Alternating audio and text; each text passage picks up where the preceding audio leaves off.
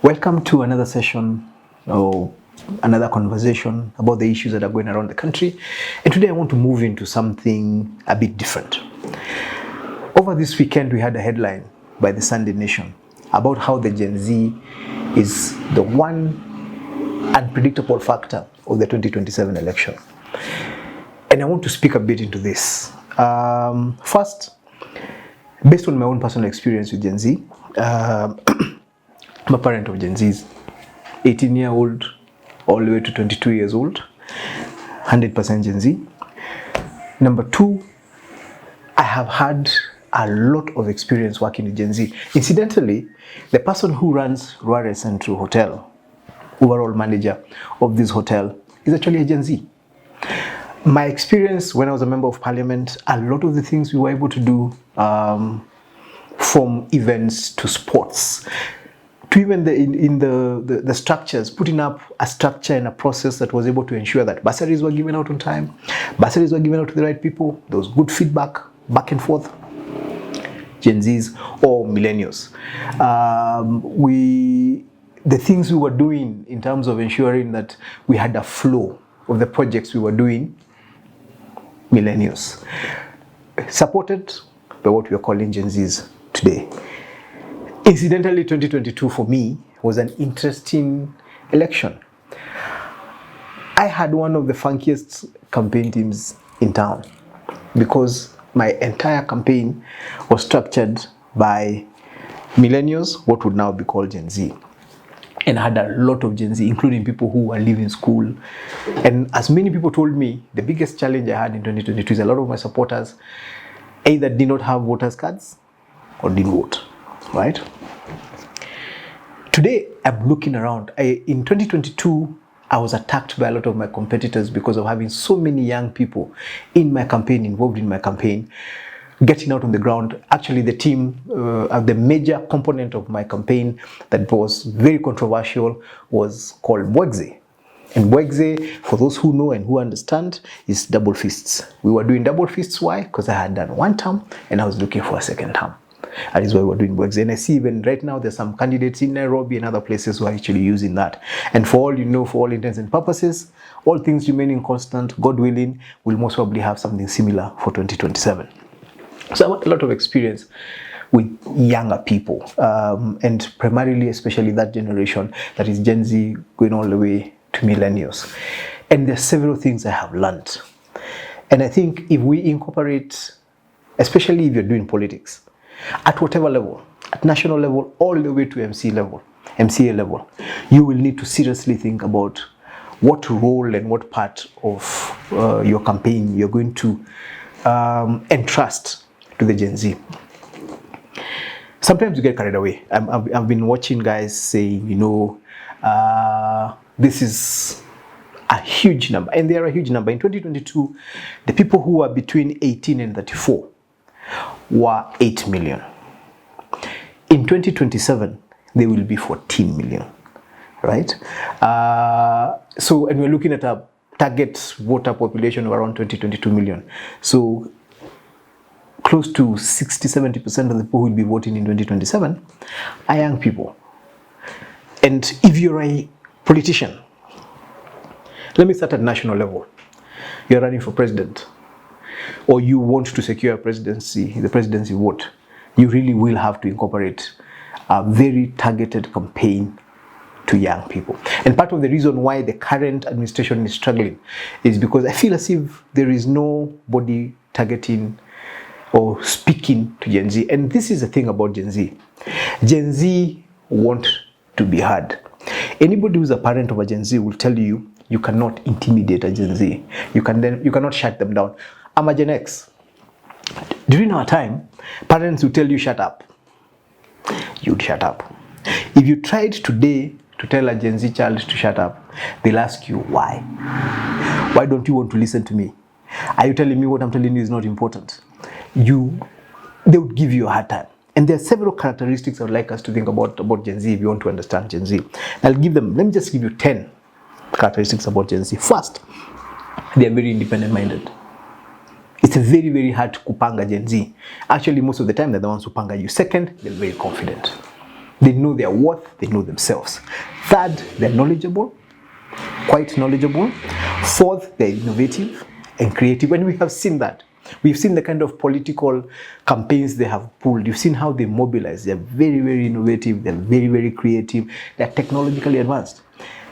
More often than not, the person who teaches you all the hidden features of your phone or the hidden features of your laptop is a Gen Z, right? And if you ask them where they learned these things, they do a lot of study online. They're the ones who are using ChatGPT the most. And they use ChatGPT for everything, including how to handle their relationships, to do their assignments, literally everything. They understand technology completely. They're very, very smart. Now, the scary thing for a lot of people is this thing about not being intimidated. And it's something we need to keep our mind to as we do politics in this country. They are very loud. They are very outspoken. We have seen. They don't care. They'll go to a club and they will shout what they think. They'll go to any sports event and they will shout what they think. So they're very, very, very, very loud and very outspoken. They are very untraditional, right? And what I mean by untraditional, we were trying to brainstorm here how to explain and define this particular characteristic. What you think is normal, what you feel is border, they will keep pushing that border all the time.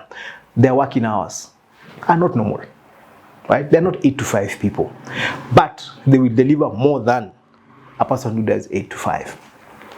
Their view of everything from relationships to now here they have relationships, situationships.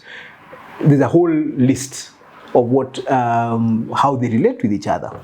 That is something they don't fit into what we call normal, but that is their normal. And one of the challenges we keep struggling with Gen Z is to try and keep throwing them back into what we think is normal. And times have moved on, and they're looking at you and they're looking at you as if you're very weird. But for the intents and purposes of this particular discussion, Gen Z is very politically aware. They don't take BS.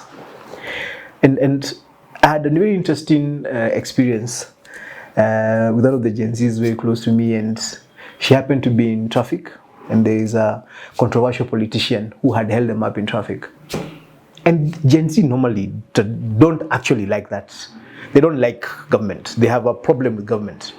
But this is an opposition controversial politician who was holding a rally. And when she got home, she told me, that is not a good man. I asked her why. All he does is incite people. And I was very surprised because I assumed because they are not necessarily on the side of government, they're going to be on opposition. And she told me, no.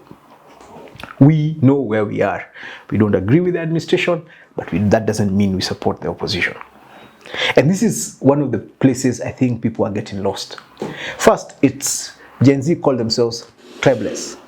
This is not to mean that they don't understand where they come from. This is to mean that they understand that the problems transcend tribe. So you can't come to them with a solution for Kikuyus, or a solution for Luos, a solution for Luyas or Kalenjins. You can't do that. They're going to hit you on the head very hard. And they're going to do some very innovative things to push you back to where you belong. They say they're partyless. Again, same reason. It doesn't mean that they're not going to support parties. It doesn't mean that they don't associate themselves with certain parties. No. It just means you're not going to come and manage them and put them in a box because this is our party. No. They understand that the solutions they're looking for transcend parties. The third thing they say is that they're leaderless. And this is what confuses people because we are so used to people mobilizing themselves under certain people. And we keep asking, so who is in charge of this Gen Z? And they realized the reason we're asking that, especially the older generation and the political class, because you want to know who to bring in to bring you this Gen Z, right? They have purposely decided they're going to be leaderless because they do not want you to manage their leadership. They don't want you to get a few of them, and and give it to them. They realize that they individually don't have the capacity to withstand pressure. So if a certain person comes out, and we've seen it, a lot of the people who are associated with their leadership were picked up by a party, given a position, by government, put into the system. That they understand that, but they also don't want to be given. They don't want to be managed by taking some of them. They are actually telling us we are not looking for leadership in what we are doing. We are not looking for you to pick one of us or two of us or three of us and have a token representation. They're not looking for token representation. They want you to listen to the issues that they are raising and sit with them, discuss with them genuinely, not for PR, not for optics. Sit with them genuinely, and you will be surprised that they're going to give you a lot of answers that are going to actually, a lot of ideas that can help you solve whatever problems we are dealing with. Because remember, their exposure, this is a generation with access to more information than we have ever had in the history of mankind.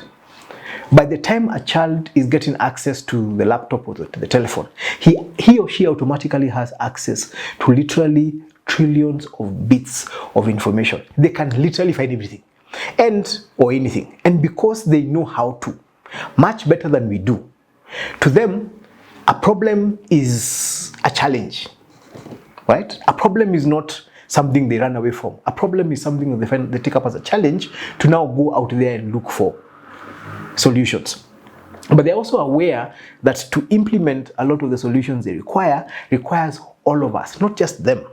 So when they say we are leaderless, they mean, look, we want to work with whoever it is. We're not trying to throw out the Gen Y, the millennials and the Generation Y and the Generation Z. No, that's not what we're trying to do. The Generation X, that's what we're not trying to remove you from the equation.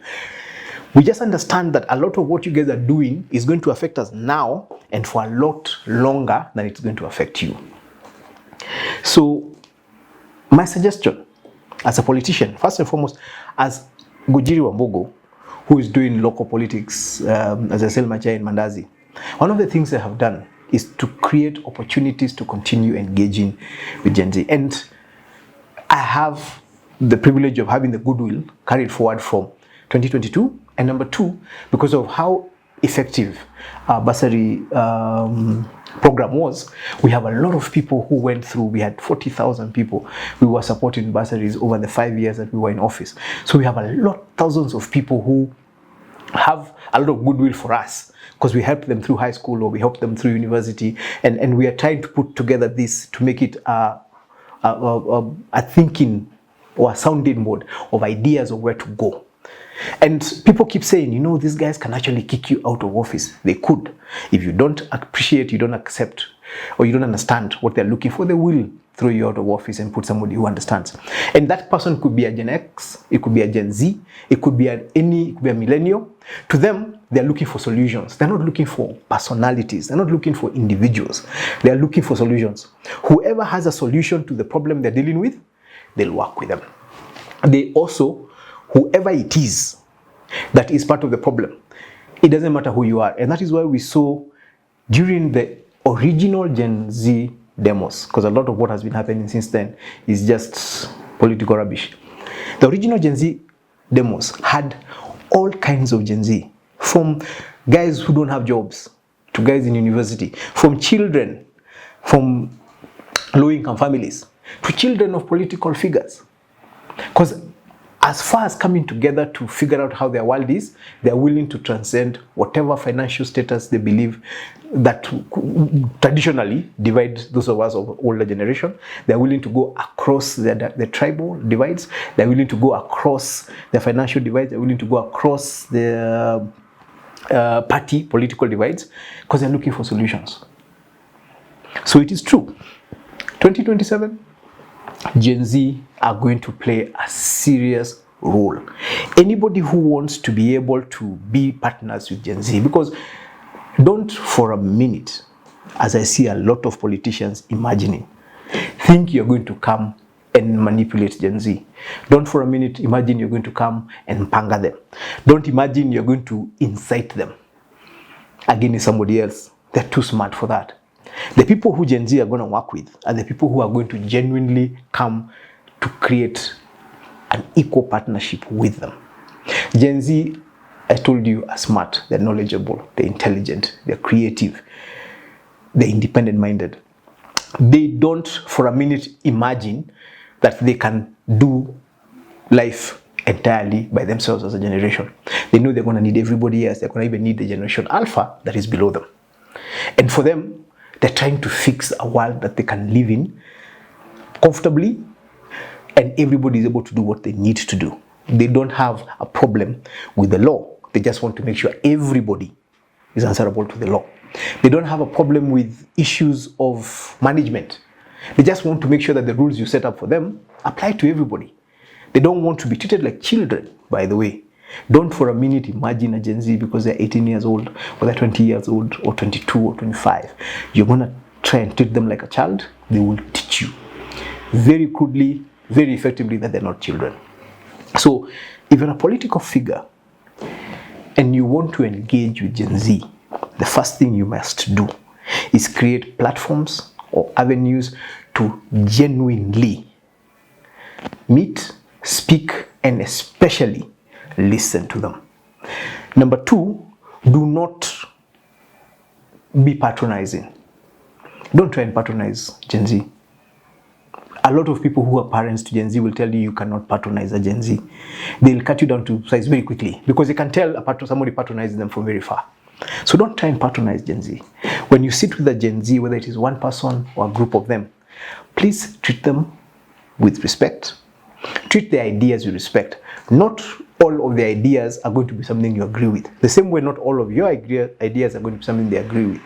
But if you make them understand that you're looking for a common solution for everybody, you will find how accommodative they will be. And what has surprised me with the engagements I've had with Gen Z, because I have had a continuous series of engagements with Gen Z, what has surprised me is that they are very alive to the realities in which we live in, right? They know the things we can do at this moment in time. They know the things that we can do in a year. They know an election is in 2 years' time, and there's a lot, and that is why they moved out of the streets. Immediately they came, their problem was finance bill, it was sorted, they moved out of the streets. But the political class stole their concept and started trying to mix it. And that is why Sabasaba in Nyeri, for example, didn't have a single Gen Z person on the streets. It was just criminals breaking into people's shops, right? Politicians trying to upend each other. Gen Z moved on. Kitambo. They saw you guys are trying to manage us, to manipulate us using our own tools. They moved on to their own space. And you move into that space, you learn very many things. So if you're a politician and you want to be part and parcel of the Gen Z political conversation, get into their spaces, create spaces that they are comfortable and safe in, and you're going to learn so much about what we can do, about what is happening in the country. And you do that, you're going to have an edge over anybody you are most probably competing with at whatever level. Primary advice as I finish this particular session: listen to Gen Z, listen to them genuinely. Don't do PR with them. Don't listen to them for optics. Listen to them as stakeholders, are very critical stakeholders. They are over 70% of the citizenry of this country. These are people below 35. 70%. Listen to them as a stakeholder. Listen to them as a generation that is coming into leadership at various levels. Treat them as people who you are working in partnership with, junior partners, younger brothers. Don't treat them like children. Treat them like children, you fall out. Try to micromanage them, you fall out. Try to patronize them, you fall out. That would be my advice. And I will be doing a lot more sessions. We are going to expand this conversation, try and bring a few of them on board, spread out into a podcast series with young people, Gen Z is coming and speaking to us. All I want to ask, from President Ruto to government to the opposition leadership, if you want to understand Gen Z, listen to them and listen keenly. Don't speak to them, right? They will make fun of you. Listen to them. Give them time. Let them articulate their issues. If you get lost, tell them, I don't understand what you mean here. And they will walk you through. As long as they know that you're treating them and listening to them with respect, they will listen to you with respect, and you guys will be able to solve the common problems that exist between us. That's my introduction to this Gen Z conversation. We'll have a few more in coming days and coming weeks. And again, as I always say, you don't have to agree with me, right? I've given you my opinion based on my experience with Gen Z from home to my workplace, to the streets, to politics, to political events.